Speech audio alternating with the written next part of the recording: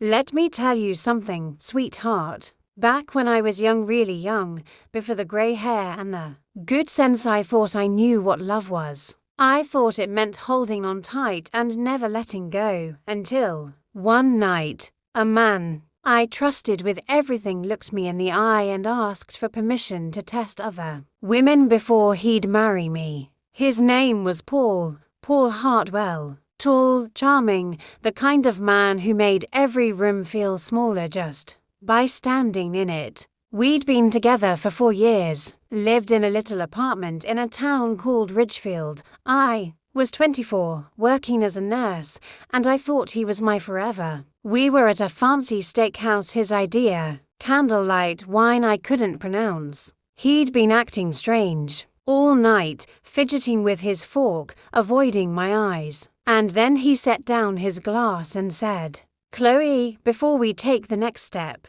I think I need to be with a few other women, just to be sure." I didn't laugh because I thought he was joking. I froze because I realized he wasn't. "You're serious?" I said. He nodded. "It's not about you. It's about me not having regrets. I want to enter marriage with a clear head." I stared at him. This man who held my hand through my mother's illness, who promised he'd never hurt me, now sitting there like he was asking to borrow my car. "So you want to sleep with other women?" I said flatly. He winced at my tone. "When you say it like that, that's what you're saying." He paused, then nodded. "Yes." I placed my fork down carefully, folded my napkin, and I didn't cry. I didn't beg. I didn't ask why I wasn't enough. I simply stood up, pulled a 50 from my purse, and set it on the table. "Take care of yourself, Paul," and I walked out, heels clicking on the hardwood floor, head high, heart shattered. That night, I learned something my grandma taught me, but I had to live it to believe it. When a man asks for permission to look elsewhere, he's already gone. You just haven't accepted it yet.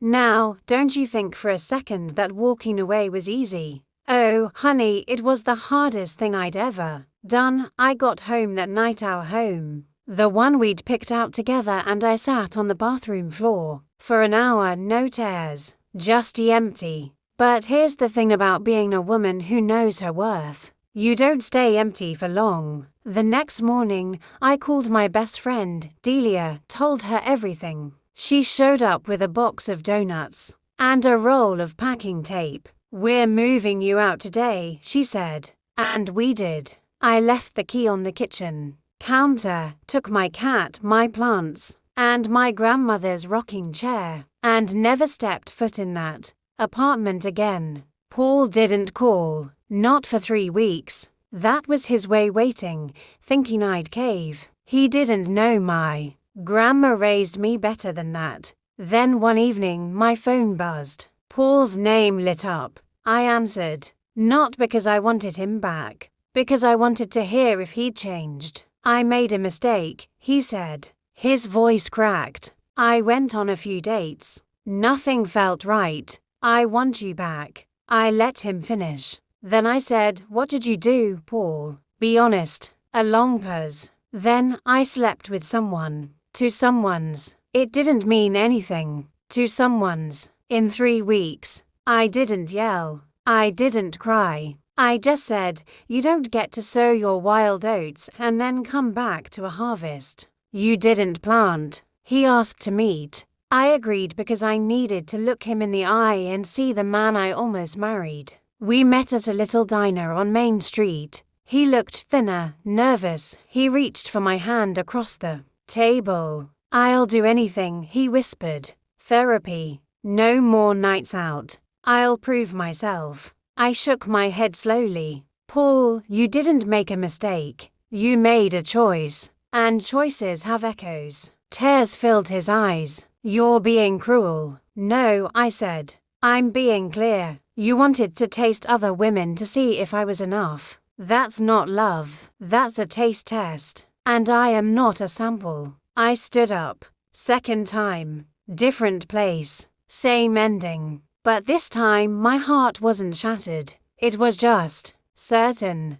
I walked out of that diner and into a cool September evening, and I swear I could feel my grandmother's spirit right beside me. She used to say, "Baby girl, a man who's looking for the door before he's even walked through it, that's not a husband. That's a renter, not a beer." Paul sent me letters, text messages, emails. He showed up at my work with flowers. I accepted the flowers, thanked him politely, and closed the door. Not out of spite, out of peace. Because here's what I realized, sweetheart, it was never about me. It was about his fear, his emptiness, his need to be chased and chosen and worshipped without ever having to worship back. I didn't hate him. Hate would have meant I still cared. I felt nothing, and that's when I knew I was free. Months passed. I threw myself into my nursing work, picked up extra shifts, started running along the river trail near my new little studio apartment, relearned how to eat dinner alone without feeling sorry for myself. And then, one rainy Tuesday, a man named Marco walked into the with a broken wrist from a construction fall. He was kind-eyed, soft-spoken, and he thanked every nurse like they'd saved his life. When I discharged him, he asked for my number. I hesitated. Then I said yes. Marco was nothing like Paul. He didn't play games. He didn't test me. He showed up when he said he would. He listened. He remembered the small things, my favorite tea, the name of my cat, the anniversary of my mother's passing. For the first time in a long time, I didn't feel like I had to prove my worth. I just existed. And that was enough. We dated quietly for 8 months. Then he proposed not in a crowded restaurant, but on a quiet bench by the river, with a simple ring and an even simpler question: "Will you let me be your piece?" I said yes before he finished the sentence. But life, honey, life has a way of bringing ghosts back to your doorstep. We were invited to a charity gala in the city. Black tie. Very fancy. Marco looked handsome in his navy suit, and I wore my grandmother's pearl earrings, the ones she promised would bring me luck. I was standing near the dessert table, debating between chocolate and cheesecake, when I saw him. Paul. He was standing across the room with a tall blonde woman on his arm, rich-looking, cold smile. He was laughing at something she said, but his eyes were scanning the room, looking, searching. Then he saw me. He froze just for a second. His smile faltered. The blonde woman noticed and tugged his arm. He looked away, but I saw it. That same hunger, that same emptiness. He hadn't changed. Later that evening, the blonde woman, her name was Tanya. Leonard approached me while Paul was at the bar. "You're Chloe," she said. Not a question. "I am." She leaned in closer. "He talks about you more than he should." I didn't respond. "He told me you walked away because he wanted to explore." She made air quotes. "He made you sound unreasonable." I took a slow sip of my champagne. "Did he also tell you he slept with 2 women in 3 weeks and then asked to come back?" Her face tightened. "No, he did not." We stood there in silence for a moment. Then she sighed.